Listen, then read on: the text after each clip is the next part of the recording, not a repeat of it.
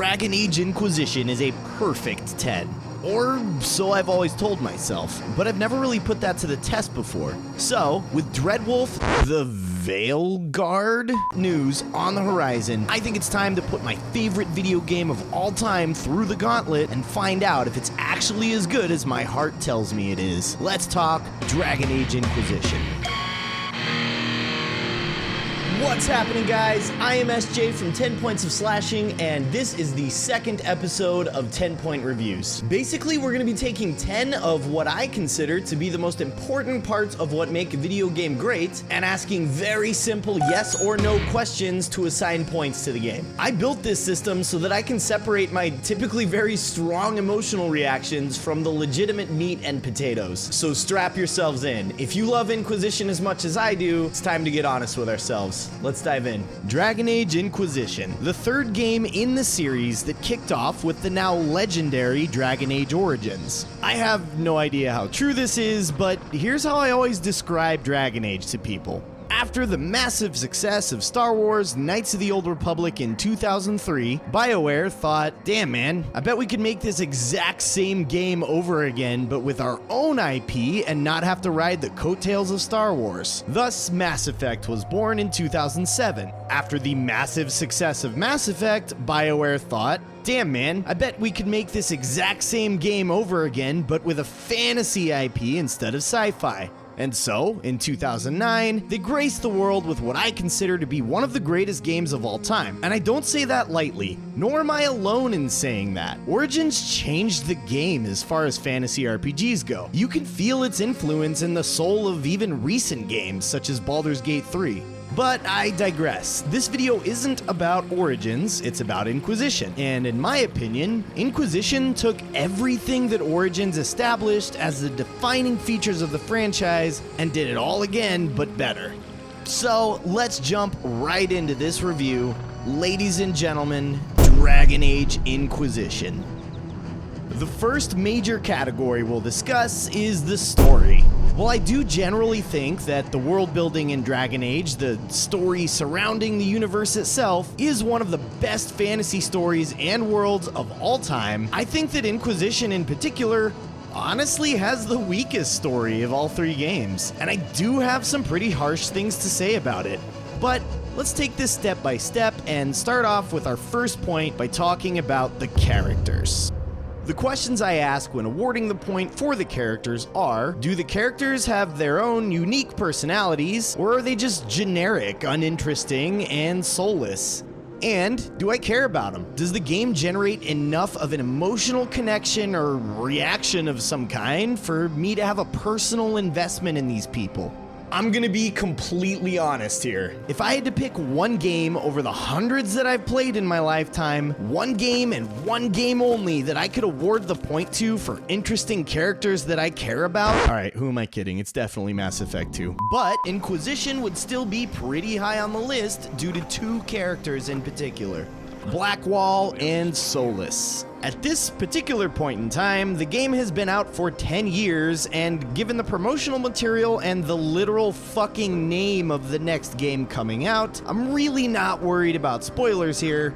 Solus is, without a doubt, single-handedly the most interesting character I have ever encountered in a video game. I was immediately interested in him and his character right off the bat, and given the franchise's history with the whole apostate mage that joins your party early on thing, I definitely suspected some kind of tomfoolery was gonna happen with him, but I definitely did not see his particular plot twist coming. And what I think was insanely well done from an artistic perspective is that once you know who he is and you go back and play the game again, there are so many moments where you're like, God damn it, it was right in front of me all along. I could go on and on about Solus for days, but I'd be remiss to not mention Blackwall here as well. He's another character whose twist I didn't really see coming, and I legitimately felt betrayed and lied to. Not to mention my particular distaste for the whole stolen valor thing. Blackwall's story was insanely well done, and at the end of the day, I absolutely love him as a character. BioWare always does a phenomenal job with their character-driven stories, and Inquisition is just another shining example of that. Inquisition gets the point for its characters like 100 times over.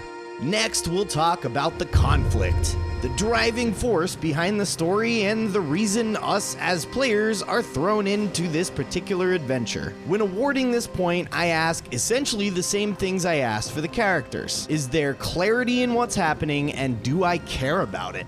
Before I really address my answers to those questions, I have two things I want to talk about first that directly relate to the story in Inquisition. Here's where those previously mentioned harsh things are said. First, I'll start by saying this. I absolutely hate Chosen One stories. To me, they're boring, predictable, and tend to be, honestly, kinda contrived. Obviously, it's an extremely popular trope, so I'm not gonna trash it too hard, but like I said, it's just typically kinda boring to me. Now, with that said, I do absolutely feel that there is a way to do that type of story that doesn't feel boring, and I will get into that shortly, but for now, I'll just say I'm a way bigger fan of underdog stories. Stories where the guy or girl that saves the world was doubted by everyone from start to finish. That kind of story is meaningful to me. It's something that I personally can relate to because I don't know about you, but I've never in my life been the chosen one. The second thing I'll say is that when it comes to conflicts in games, I like feeling a sense of scale. A sense that what I am doing has insanely huge ramifications and an impact on the world in general. I don't like, this dude is evil and trying to kill you, so you have to kill him first. Again, that typically just kind of feels boring to me.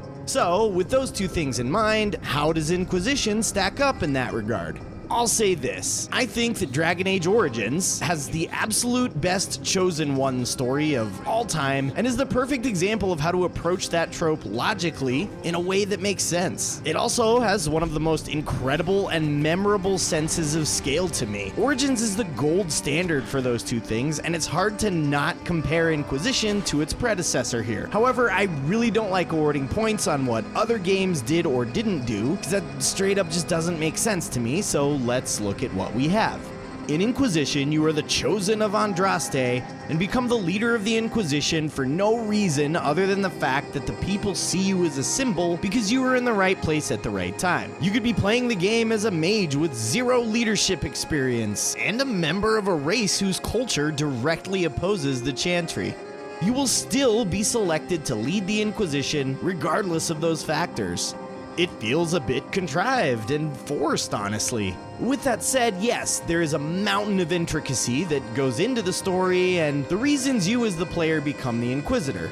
I get that. Again, I could spend hours upon hours talking about every single category in this review, but I'm trying to keep it as objective and as yes or no as possible. And I can't really do that if I write an essay about the pros and cons of each category in this review. So suffice it to say that while there are things I hate about the Chosen One thing, Inquisition does it in a really interesting way. And as far as the sense of scale goes, this one is also interesting, because it's not until close to the end of the game that you truly realize how huge what you're doing is. Up to that point, it kind of just is. This guy is the bad guy because he's evil, but you're the good guy, so you have to kill him because you're not evil. Everything is revealed to you in bits and pieces, and I honestly love that about the storytelling in Inquisition. Learning who Corypheus is and why you are in the conflict that you are with him is awesome, and the payoff when you connect the dots feels great. It's absolutely worth the kill the bad guy type stuff I feel in the early game. So, taking all of that into consideration, back to what I asked at the top of this section, is it clear what's happening and do I care about it? Yup, absolutely. The clarity is so well done in this game that newcomers to the franchise don't even need to have played Origins or 2 at all to understand what's going on in Inquisition, which is a huge deal for a franchise with history and lore as deep as Dragon Age. And like I said, the scale is revealed to you over time, but it's done in a way that you do care what's happening along the way, and you want to know more the entire time. Even if there is a period of time where all you really understand is, I have to stop Corypheus because he's evil, there are still questions like, what is the mark on my hand, that keep you invested. I am beyond the shadow of a doubt awarding the point for Inquisition's conflict. Jumping right into the next major category, let's talk about gameplay. This is arguably the most important category, and it's because of that I like to keep this one simple. So, simply put, is Dragon Age Inquisition fun? I have an easy answer to this and an insanely long and complicated one that 10 Points of Slashing will probably address in the podcast at some point, so I'm gonna give you something in the middle. Yeah, fuck yeah, it's fun. All around, almost every aspect of it. Combat, exploration, conversations, crafting, the war table. All of it is an absolute blast. But I think what makes me feel like all of it is a blast is the fact that there's so much shit to do. It keeps you from feeling repetition or boredom because there's always something different to do. Let me put it this way. If the game was all combat, I probably would not think the combat is fun. If the game was all war table, I would not think that war table is fun. It's the moderation and distribution of each piece of the game that makes it as fun as it is to me. I'll get into this idea a bit more in the following categories, but for now, in keeping with the spirit of keeping it simple, I'll just say point awarded for fun. No doubt whatsoever. But we'll revisit what I'm saying here later. Next up in gameplay, is the game challenging? And more importantly, is it fun challenge? As in, the onus is solely on you as the player to develop the skill, technique, and general mastery of mechanics necessary to overcome the obstacles the game throws at you. Here's the deal. Dragon Age has always had difficulty settings, which is awesome. I always love having options. And in Inquisition, the franchise introduced something that I felt was sorely missing from both Origins and 2. An achievement for beating the game on the hardest setting, which for Inquisition is Nightmare. As I've talked about in other videos, my typical procedure for a game with difficulty settings is to start out on the hardest difficulty, play there until I feel overwhelmed, and then go back down to normal and beat the game. So that's exactly how I played and beat the game the first time in 2014 when Inquisition came out. My lust for achievements and trophies wasn't really born until around 2018 or 2019 probably, so when I revisited Inquisition around then to do my Nightmare run, I had already beaten the game once. This gave me a huge advantage that I'm not sure I could have beaten the game back then without. Inquisition has a feature where you can transfer crafting blueprints between characters. No matter where that character is at in level or story, they can craft essentially endgame items, albeit with lower quality materials, but it is still a massive advantage and a significant increase in damage output and defense. So with that said, yes, the game is extremely challenging on its highest difficulty. And this is a game where you can introduce your own challenge if you want, by limiting yourself to only tier 1 blueprints or by doing a no crafting run. But like I said, the first time I tried a Nightmare run, I'm not sure I would have been able to do it at the time without the advantage of having tier 3 blueprints right off the bat. It absolutely would have defeated me, so I am absolutely awarding the point for challenge. The next major category we'll be talking about is the game's mechanics. More specifically, the game's unique mechanics. What are the gameplay elements that give Inquisition its own unique personality, and do those elements contribute to the experience? Do those elements add meaning and value to the game? Let's start by identifying some of those mechanics first, and we'll move on from there. Like I said earlier, there's a whole bunch of shit to do. Between the major systems the game puts forward, like its RPG combat and the deep and intricate conversation system, there's also a world of other stuff going on. To name a few things, the war table, the crafting system, general exploration and questing, solving ocularums and finding shards, solving astrariums, collecting stuff like murals and bottles of Thetis, gathering codex entries, yada yada yada. Like I said earlier when talking about fun, there's so much to do that I think the sheer amount of it all is fun to me. I don't think this game features any ridiculously fun systems that are genre-defining or game-changing by any means. There's no 10 out of 10s for fun mechanics in Inquisition. Rather, there's 46 million 7 out of 10s that just add so much to the experience. I love a game where you have to do the stop by town and take care of some business thing before setting out on your next adventure. And Inquisition has that in spades. Between talking with your companions, crafting new and better gear, directing war table operations, you can spend hours of your gameplay time in Skyhold alone, and it does not feel like a chore. It's fun. It's part of the experience. So yes, absolutely, point awarded for meaning and value in the mechanics. Now, let's get touchy-feely. Do the game's mechanics feel rewarding? This one's always kind of hard for me to explain because what I'm talking about is a feeling, but I'd wager pretty much everybody knows what I'm getting at here. Does the combat feel good? Do the sound effects hit right? Is playing the game in general a satisfying experience? I'm going to answer this one in the form of a montage.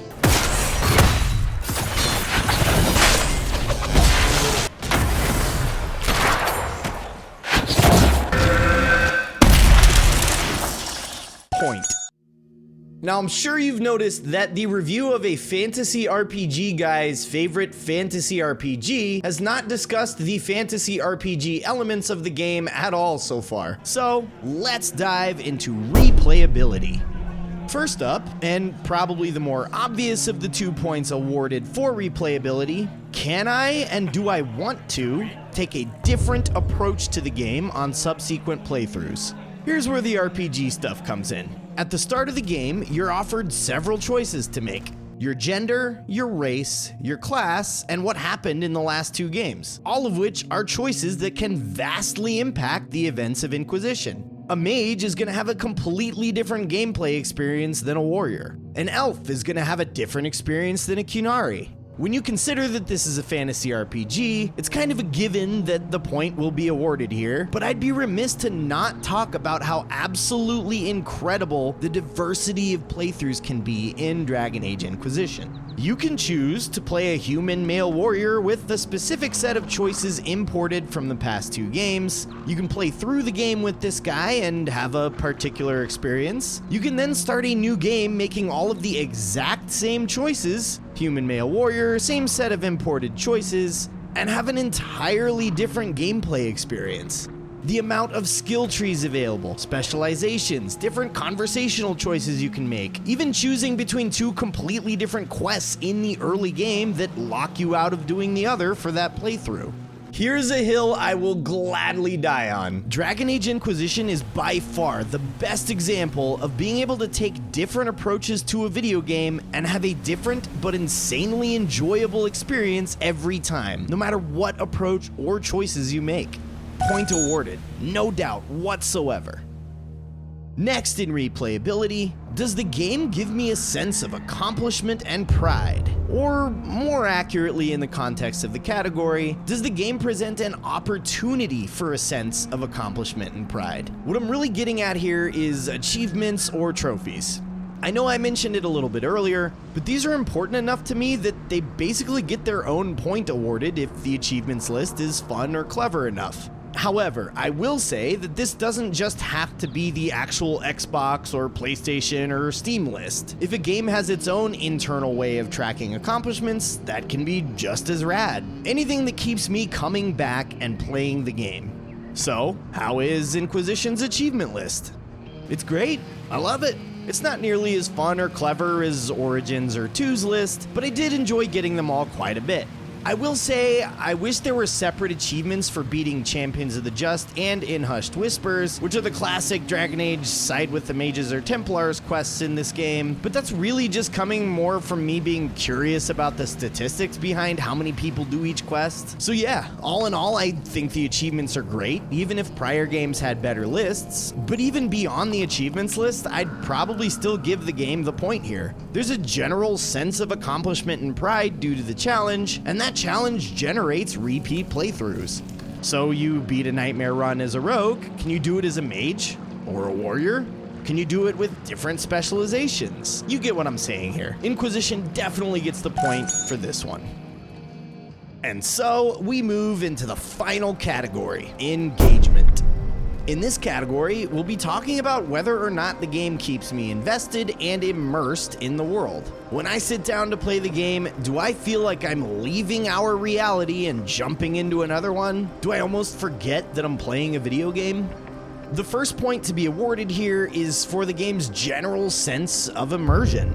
And to be totally honest with you, this is a really easy point to get. I am the type of person that gets easily immersed in any world that isn't this one. The only reason I wouldn't award this point is if there's an excess of immersion breaking in the game. As in, more than a few times, the game reminds me that none of it is real. I'm just sitting in my living room, staring at a screen, and pretending to be talking to imaginary people in an imaginary world.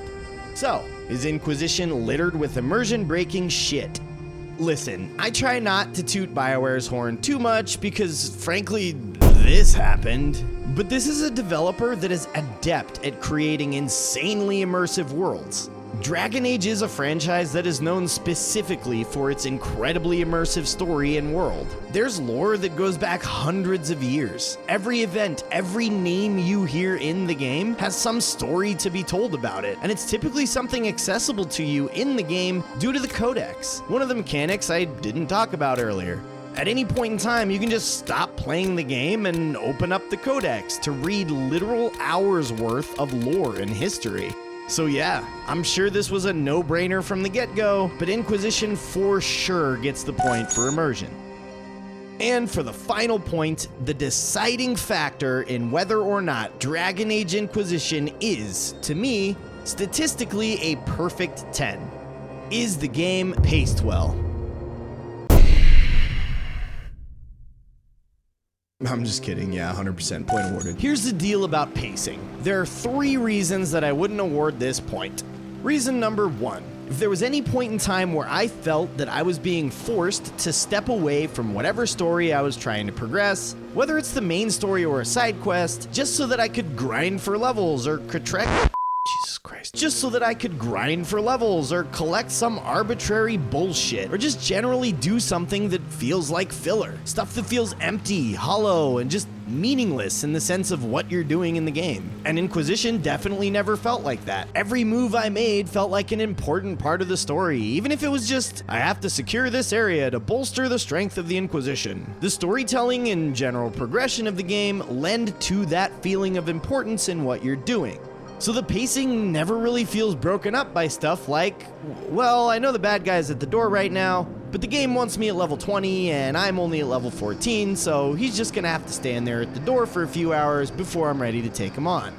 Reason number 2, if the game doesn't feel like there's realistic emotional responses from characters or time to process them as the player. For example, if the player chooses to allow Hawke to make the sacrifice in the Fade, there's a pretty long cutscene afterwards that gives you time to process what happened, and Varric in particular is devastated the next time you talk to him. Even for some of my friends that didn't play Dragon Age 2, Hawke dying is an emotional thing, and people are affected by it in the game.